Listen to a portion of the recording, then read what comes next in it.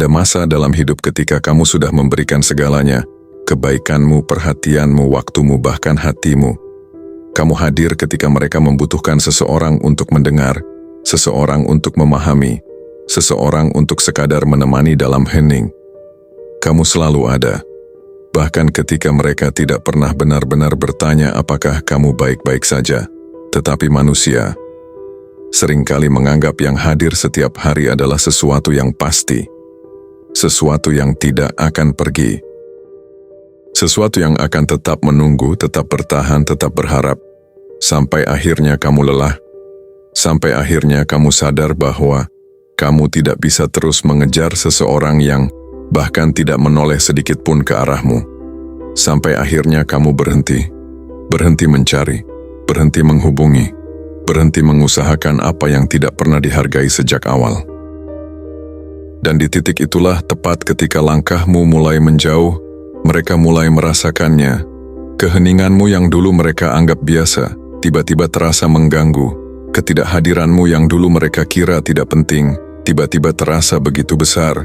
Senyap darimu yang dulu mereka pikir hanyalah fase, tiba-tiba berubah jadi ketakutan yang menusuk. Apakah kamu benar-benar pergi? Mereka mulai mencari alasan, mencoba merangkai potongan-potongan kenangan yang dulu mereka abaikan. Mereka mengingat bagaimana kamu selalu mengerti bahkan saat tidak dimengerti. Mereka mengingat bagaimana kamu selalu memaafkan bahkan saat tidak dihargai. Dan ketika semua itu hilang, barulah mereka memahami nilaimu.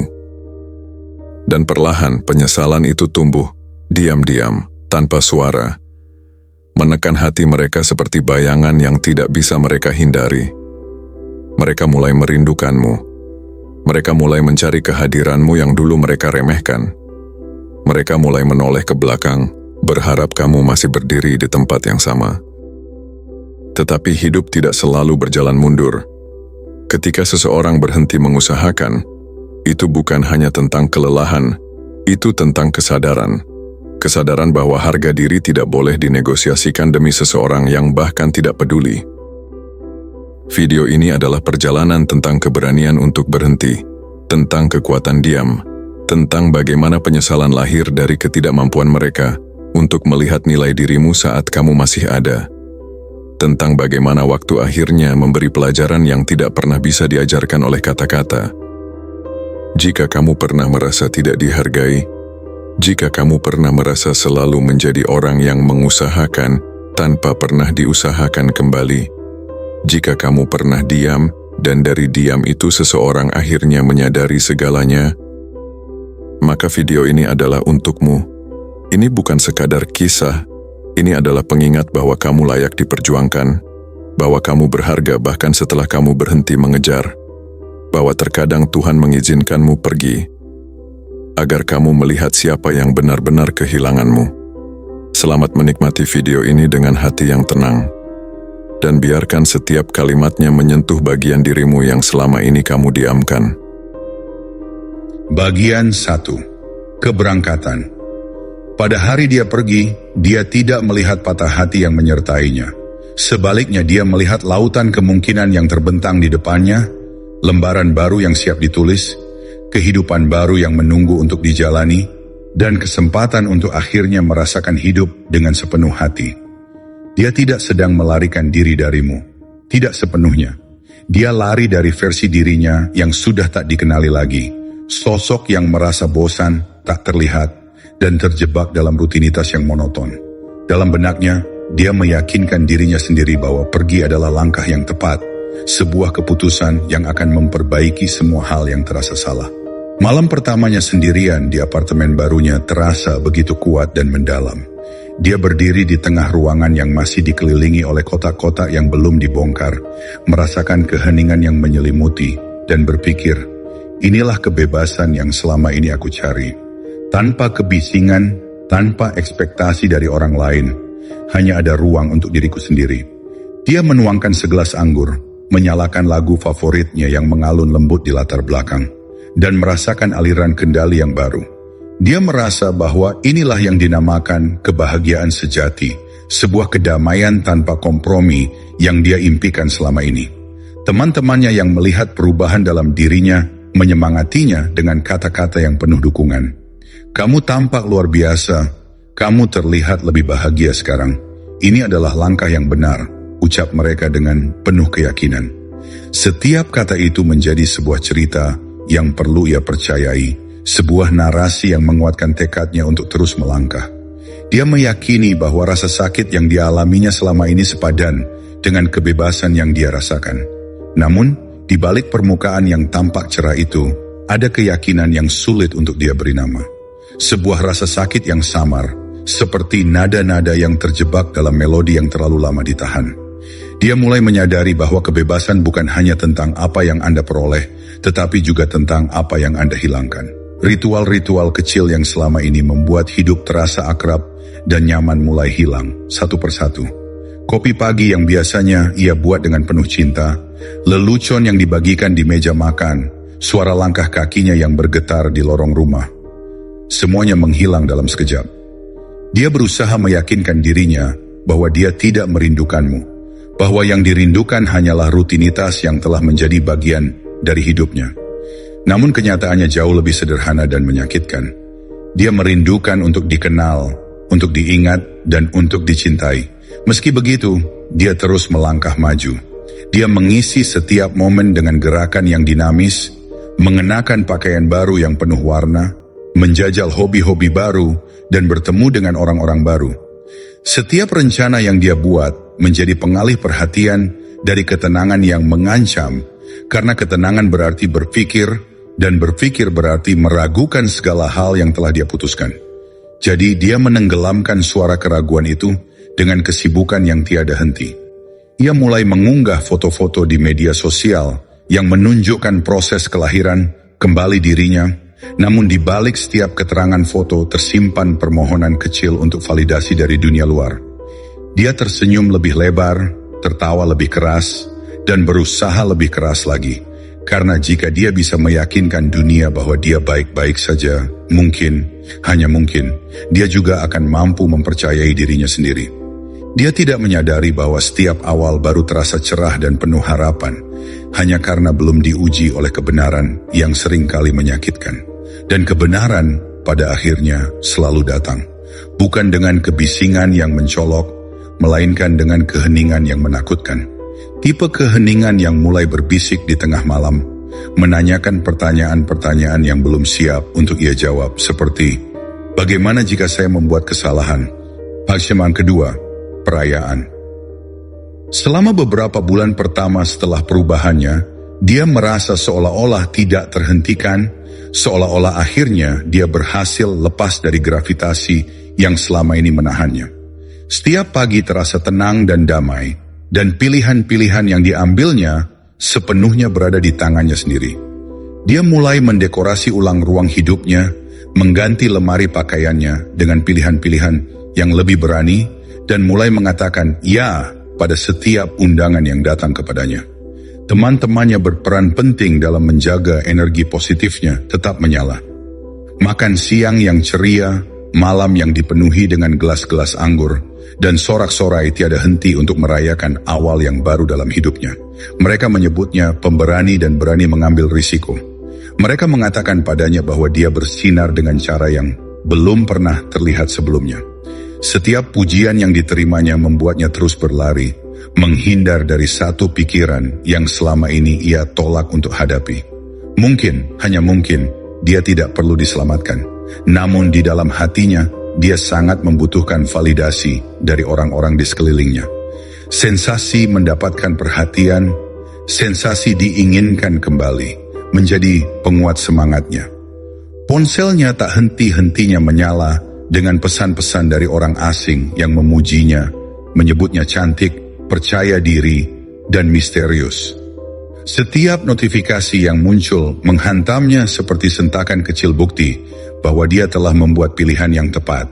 Dia pergi berkencan dengan orang-orang yang sebenarnya tidak begitu dia pedulikan, tertawa terlalu keras pada lelucon yang tidak lucu, dan meyakinkan dirinya sendiri bahwa dia akhirnya hidup sepenuhnya.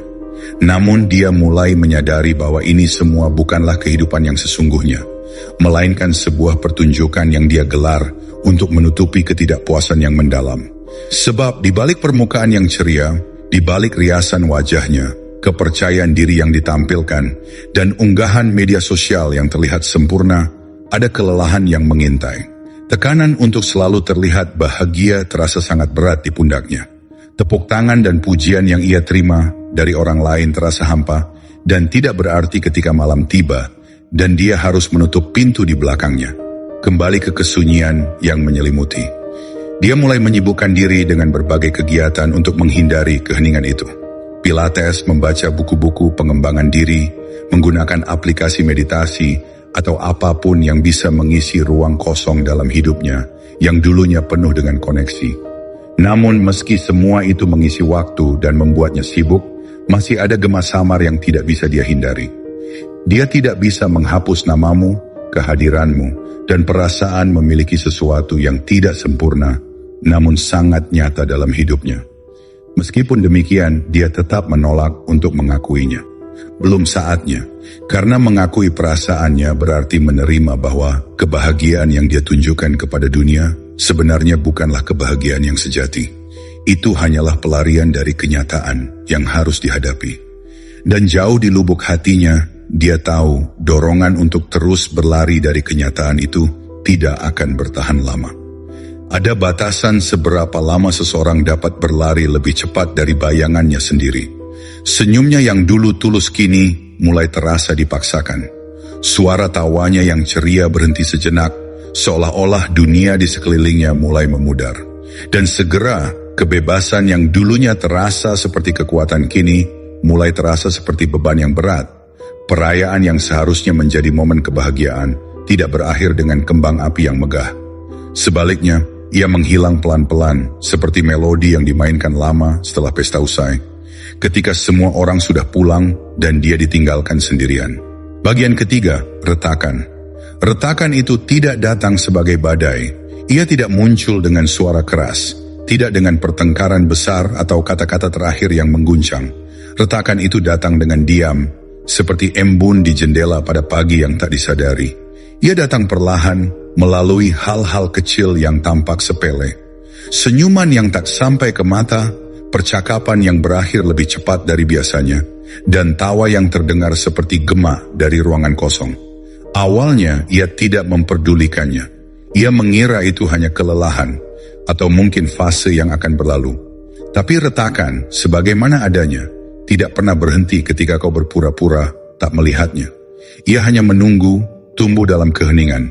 Kencan pertamanya setelah perpisahan bukanlah bencana, tapi juga bukan sesuatu yang hidup. Semuanya terasa canggung. Ia duduk di seberang seseorang yang tampak menarik, tetapi tatapannya kosong. Percakapan mereka terputus-putus seperti siaran radio yang kehilangan sinyal. Tawa yang keluar dari bibirnya terdengar asing bagi dirinya sendiri. Bukan tawa yang tulus, melainkan usaha untuk menjaga suasana agar tidak membeku. Sesekali ia memandangi jam, menatap gelas minuman yang mulai mencair, dan dalam hati berbisik, tidak apa-apa, hanya satu malam saja. Tapi malam itu bukan hanya satu malam. Ia menjadi pola. Sebuah pola yang terulang dengan wajah-wajah baru, tapi perasaan yang sama.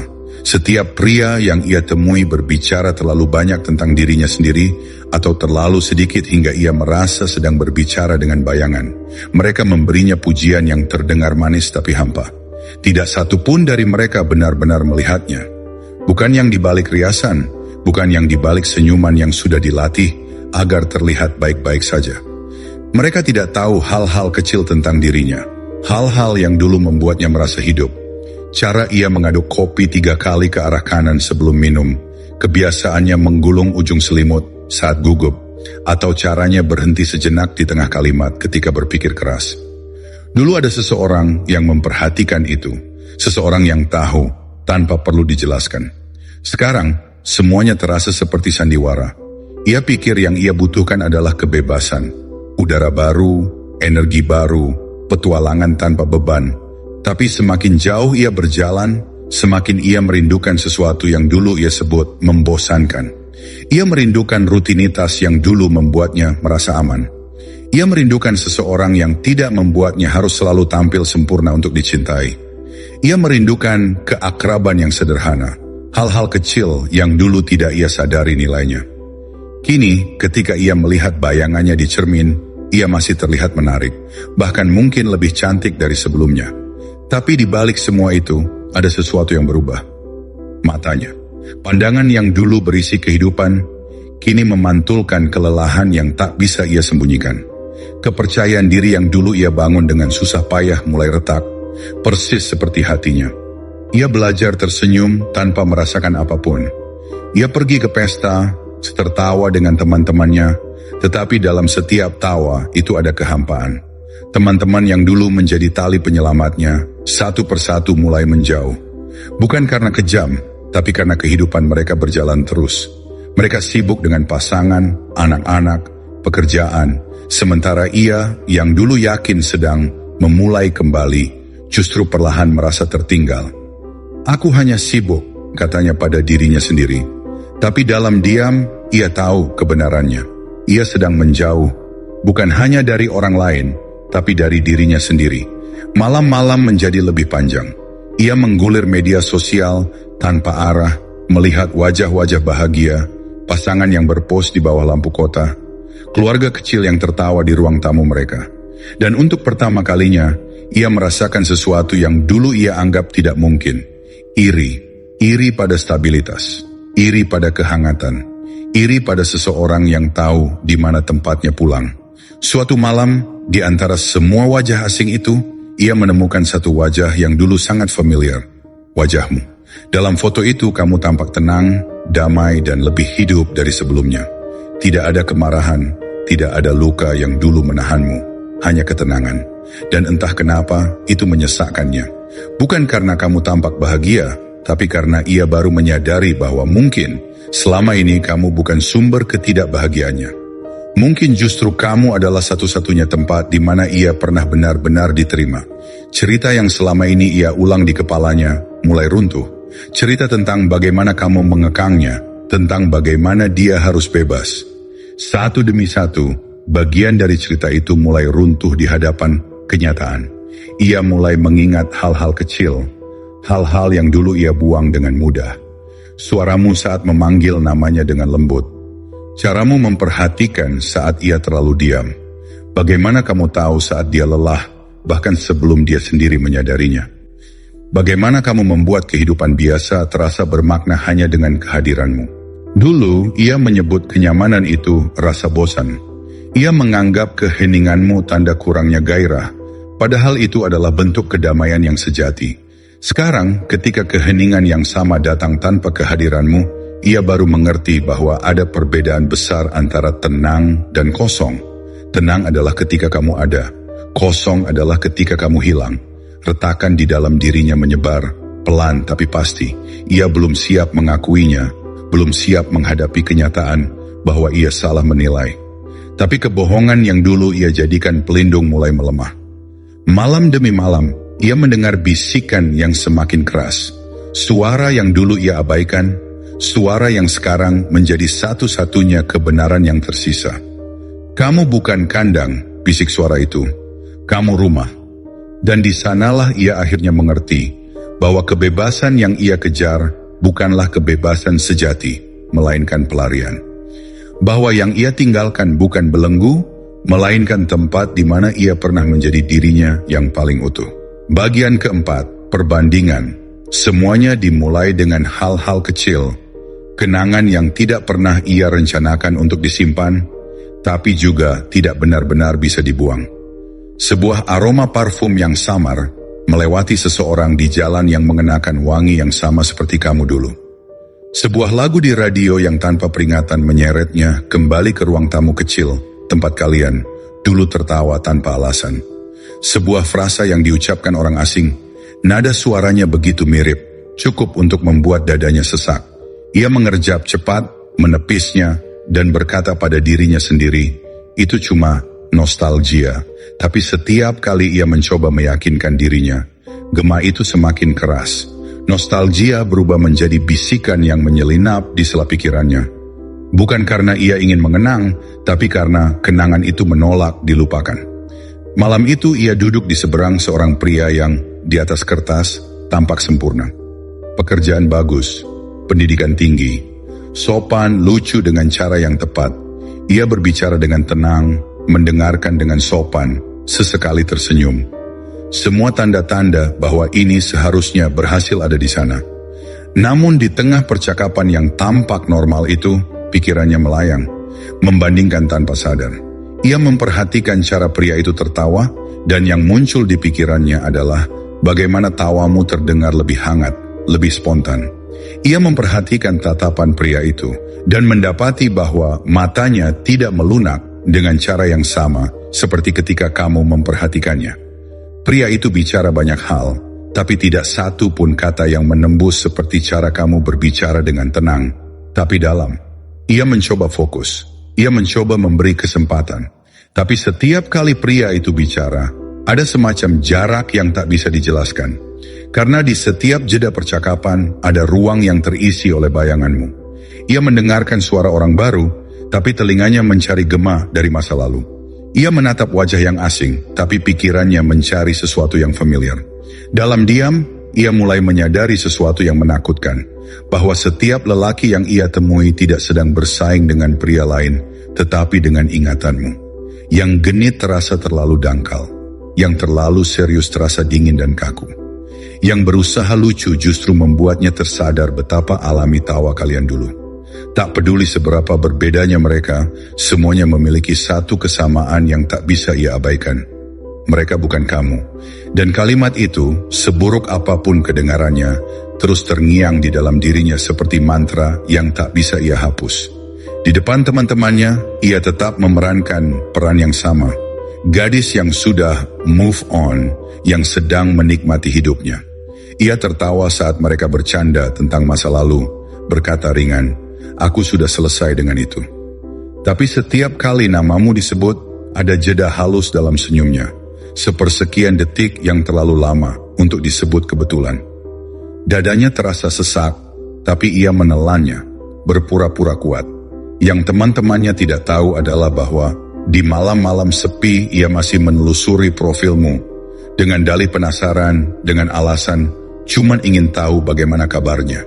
Tapi matanya tidak sekadar melihat, ia mengamati, ia membandingkan, ia memperhatikan bagaimana kamu terlihat lebih sehat sekarang, bagaimana senyummu tampak lebih ringan, lebih tulus.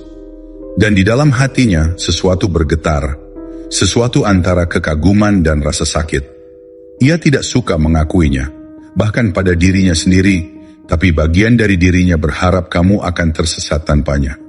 Bahwa kamu akan merasa kehilangan sebagaimana ia merasa kosong sekarang. Tapi kenyataannya menamparnya dengan lembut dan kejam sekaligus. Kamu tidak tersesat. Kamu menemukan jalanmu. Sementara ia sibuk mengejar kebebasan, kamu membangun kedamaian. Sementara ia menata kembali kehidupannya dengan kebisingan, kamu menemukan ketenangan dalam diam. Dan menyadari hal itu, bagi dirinya, jauh lebih menyakitkan daripada perpisahan itu sendiri. Karena di lubuk hatinya, ia tahu bahwa perpisahan kalian bukanlah akhir dari kisahmu.